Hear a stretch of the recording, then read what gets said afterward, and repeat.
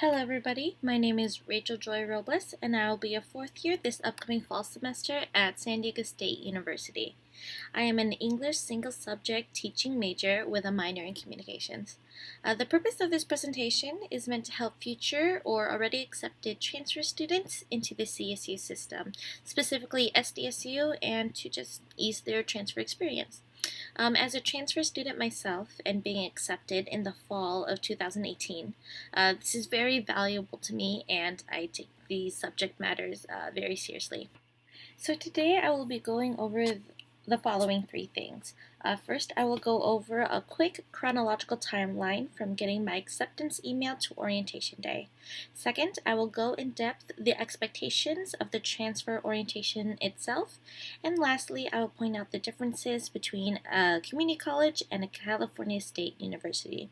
A big disclaimer for this presentation is that this is all based on opinions and it may not apply to first-time college students who started at CSU as a freshman or have been a part of the UC system. So today's first order of business is my chronological timeline. I received acceptance on a Monday, February 26 at 4:32 p.m. The email attached had the next steps I needed to take and I just followed them accordingly. Then I attended their spring open house on March 17th. There I took a shortened version of a campus tour that took only around 10 minutes. A majority of the open house I explored most, if not all of the booths, so all of the organizations, all of the services. I do wish that I had a bigger backpack that day because of all the loose flyers and handouts that everyone was giving me. And then I took a photo at their photo op, as you can see here. After graduating from Miramar Community College in May with an associate's in English/Literature Studies, I immediately signed up and paid for the Writing Placement Assessment, aka the WPA, for $45. I took my test on a Saturday morning in the middle of July and had to wait about 2 weeks for my results to finally come in. Then finally, the new student orientation for transfers. It is an all-day event on a Friday, August 10th. I didn't think I had to choose it. I think that's the only date that they offered. But as you can see, there was a lot of planning, a lot of discipline in asking questions that led up to just orientation day itself. So it's very, very important to plan ahead and to just remember those deadlines. After that quick overview, I will now discuss in detail about orientation. Now, it is very important to note that new student orientation is for first-year upcoming freshmen. The new student transfer orientation is what I attended and will be discussing today. So, first order of business that I think people need to be very mindful of right off the bat is the things you need to pay for. As you can see, which was a huge culture shock for me, I had no idea that this was the case. Orientation itself, it's not free. So it is important to note that I attended by myself with no chaperone, and I had to pay $110 for the all-day transfer orientation.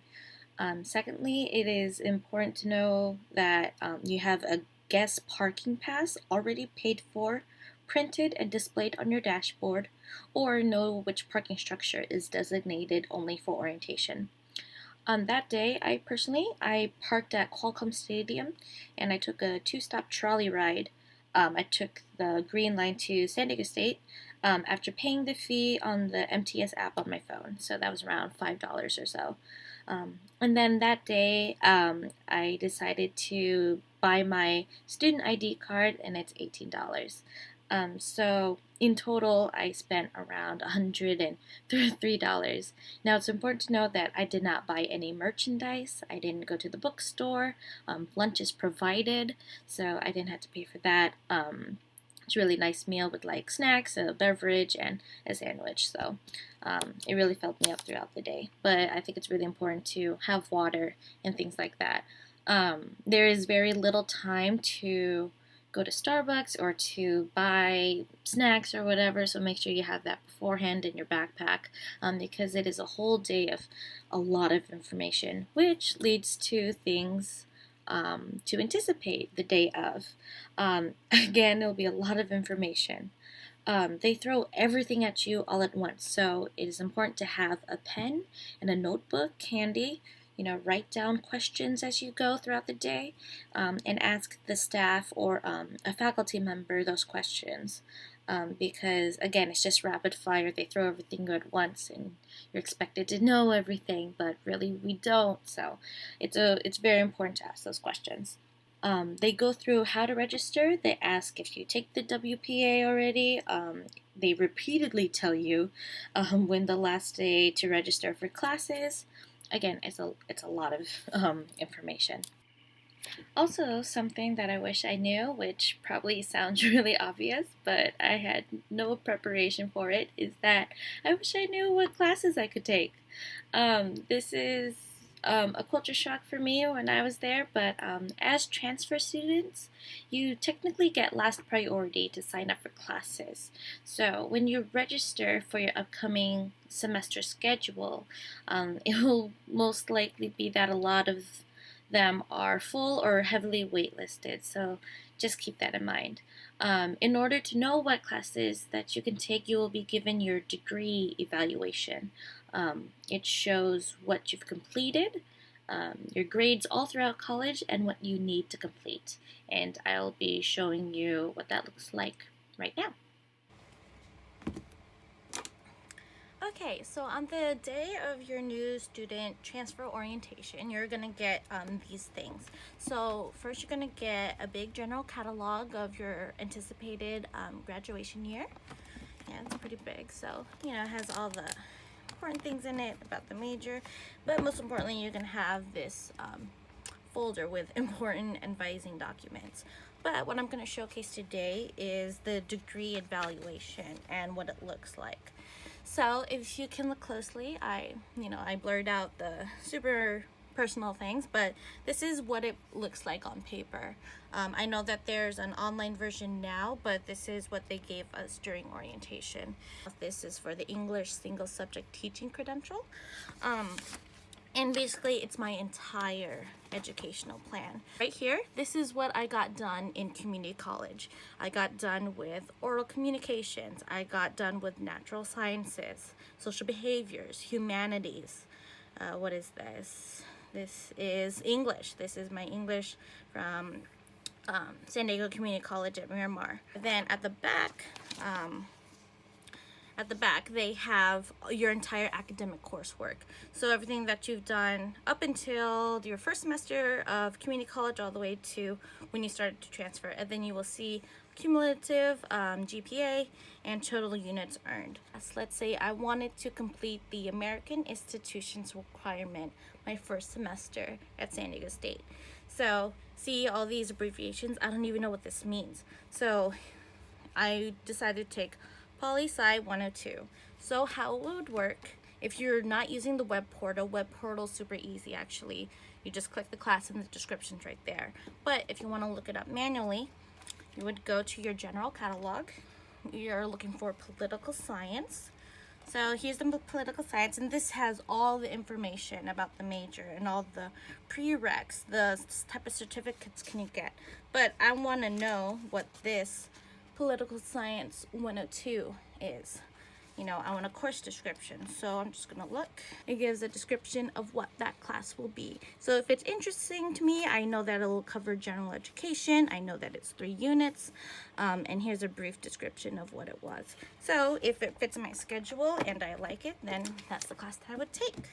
Okay, so yeah, this is everything from your general education to your major. But yeah, so that's your degree evaluation. I hope you guys were able to get a general sense of what it is by me showcasing it, and hopefully it'll work out for you. And another thing to keep in mind is that there are no counselors. I put that around air quotes. There are no counselors there to help you sign up for classes. But you will meet with your undergraduate advisor, and you would be given specifics on what you can do with your major. So personally for me, I met with mine for the English major. He showed me different paths I can take and what I wanted to do with my major. So it's much like the IGETC or the paper forms that they give you at Miramar, Mesa, and City College, stuff like that. So it's a lot similar to that. Different paths, the classes that you need to take specifically, your undergraduate advisor will go over that. The last thing you will do at the orientation is that all of you will be going to the computer lab and actually sign up for classes. It's not like the traditional counselors that will help you sign up for classes at orientation. Instead, it will be a bunch of upperclassmen. I think most of them were from their associated students, and they were just helping us out because there was a lot of symbols that was overwhelming, a lot of abbreviations that I didn't know, and I didn't know what equivalated that to what I know from community college, so it's really a lot, and that's something I wish I anticipated. It would have saved a lot of stress and time if I just knew what I was getting myself into. I wish I would have known how to plan for a class, or I wish I knew how to read the evaluation better. They do go over it, though, the day of orientation, but just because a lot of information was thrown at me, it completely went over my head. I was too focused on other things that they're actually going over how to use Web Portal in. So yeah, so really familiarize how to work Web Portal. It's equivalent to the San Diego Community College's class schedule and Reggie. Just familiarize yourself on how to look up a class description, and I promise you it will save you a lot of time. And another thing to anticipate is that you actually have a really short break, so to speak. You are given 30 to 45 minutes to eat your lunch, and in that time, you're free to walk around campus, I would say.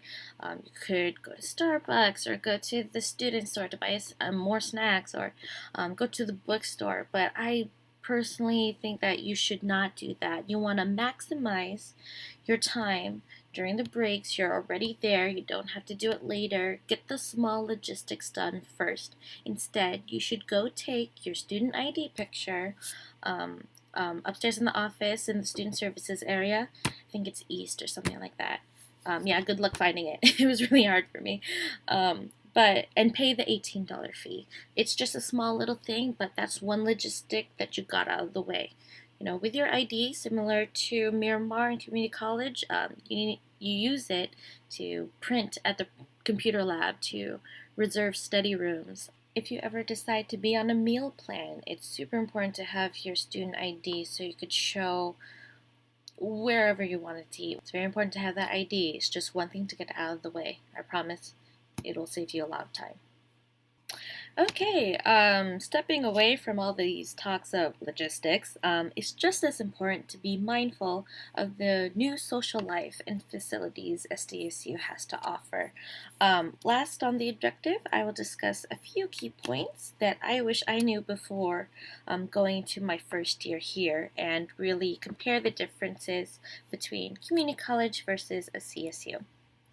So the big thing that I sort of was aware of but didn't really know until the first week of class is the campus size. It is very important to wear comfortable clothing, especially shoes. At Miramar, everything is so close to each other. I could easily walk to class 5 minutes before from the student lounge to the humanities building with no sweat. That is not the case at San Diego State. I think this picture shown here is a little old. I don't think it's the updated version, just because I don't recognize a few things. But it's a big campus. It's really big. I would highly suggest to have a 20 to 30 minute window in order to walk calmly just around campus. It's something to be mindful when picking your class schedule also. Will you have a big enough window to walk to your next class? Which parking structure would you need to go to so that you can maximize your time in order to get there? And also, a big pro tip that I would suggest to any college student who hasn't been to that campus before is that you should really scout the campus before your first day of class. Go with someone or go with a group of friends and find your classroom, see how long it takes to go from them. Figure out which parking structures you should use. Is it closer? Do you prefer a lot of walking? Small things like that. Be mindful of traffic. How early are you willing to wake up, go to campus a little bit earlier than everyone else, but hey, at least you have a guaranteed parking. It's a really big campus. I can't stress that enough. Please take your time, proactive in planning, and just all of it. That was a big culture shock. I was tired my first semester. Okay, moving from campus size, also super important, build professional relationships. Internships are the key to your future career. Whether it's experience or paid, you need to build your educational resume. And yes, this is different from a traditional work resume that you may be familiar with work experience. I worked here for this amount of time. All this stuff. So it is different from a work resume to your education one. If you're considering grad school or working for a certain company. Personally for me, I work for SDSU's Pre-College Institute's Pathways Office as a student tutor. So as you can see here, this was the student big orientation day for the service learning tutors. And this is all of us. That's me in the middle. But thanks to this work study opportunity, I'm growing my skills, my skill sets as a future educator. The program automatically introduces me to people that could help me get to where I want to be because I chose to come in for an interview. So I was proactive. I didn't wait for them to come to me because there are just so many students. You have to be proactive in this, right? And in addition to professional relationships, I've grown close to the other students who tutor as well. So a lot of my friendships are from the Pre-College Institutes program. I really love it there. So please, take initiative, step out of your comfort zone, and you gotta socialize. Step out of those inner circles that you've had since high school and build those professional relationships. Another difference between community college and a CSU is that you have a lot more access to facilities. You have to take advantage of all that the campus has to offer. We're paying for it anyway. That's why our tuition is so big. So please take advantage of all these free facilities. These are just some of the few that I frequently use through my first year at San Diego State. I love the mental health services at the Kapuli Center. It's quiet, there's a massage chair, there's coloring books, journaling. It's a great place to unwind. The Love Library in the 24-hour area is where I mostly spend my time. The computer labs are accessible to students as well as printing and scanning documents. A little bonus about the computer lab and library: unlike Miramar, there are food eating friendly areas for lounging, but as well there are strict quiet centers if you really want to focus. And career services, I can't stress enough career services. The campus as a whole offers workshops for all assortments that would benefit you. It's just my first year there. I attended resume building, a scholarship info workshop, study abroad workshop, mental health week. They offered a lot of workshops for coping techniques and during exams. I attended one on how to take an exam, things of that sort. And of course, it wouldn't be San Diego State without a lot of recreation facilities. I personally don't go to these just because I spend most of my time in the library, but There's just too many that it wouldn't fit on the slide, but we do have things like our Aztec Recreation Center, also known as the Arc. We have a bowling alley, because why not? We have the Cal Coast Open Air Theater for when we have concerts. There's a lot of eating and dining plans like The Habit, Chipotle, Panda Express.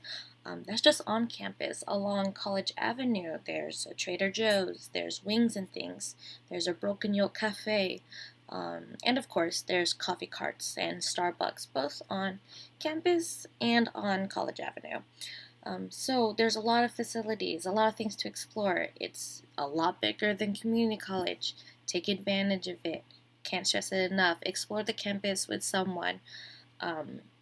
Because you will get lost on your first week, which again is important to scout the campus before your first day of class. So yeah, explore San Diego State. There's a lot.